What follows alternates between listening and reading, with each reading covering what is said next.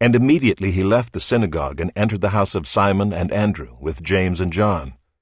Now Simon's mother-in-law lay ill with a fever, and immediately they told him about her. And he came and took her by the hand, and lifted her up, and the fever left her, and she began to serve them. That evening at sundown they brought to him all who were sick or oppressed by demons. And the whole city was gathered together at the door, and he healed many who were sick with various diseases, and cast out many demons. And he would not permit the demons to speak, because they knew him.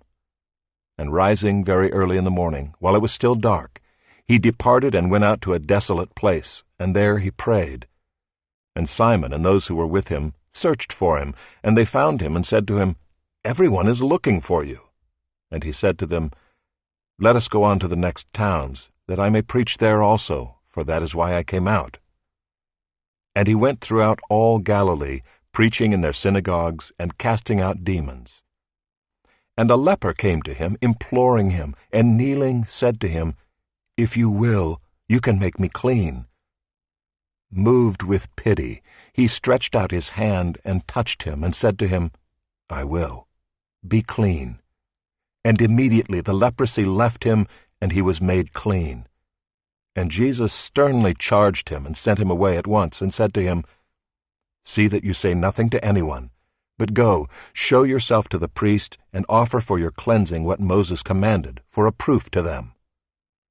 But he went out and began to talk freely about it, and to spread the news, so that Jesus could no longer openly enter a town, but was out in desolate places, and people were coming to him from every quarter. Chapter 2. And when he returned to Capernaum after some days, it was reported that he was at home, and many were gathered together, so that there was no more room, not even at the door.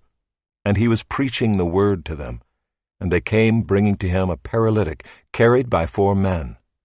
And when they could not get near him because of the crowd, they removed the roof above him, and when they had made an opening, they let down the bed on which the paralytic lay. And when Jesus saw their faith, he said to the paralytic, "Son, your sins are forgiven." Now some of the scribes were sitting there, questioning in their hearts, "Why does this man speak like that? He is blaspheming. Who can forgive sins but God alone?" And immediately Jesus, perceiving in his spirit that they thus questioned within themselves, said to them, "Why do you question these things in your hearts? Which is easier, to say to the paralytic, 'Your sins are forgiven,' or to say, 'Rise, take up your bed and walk'? But that you may know that the Son of Man has authority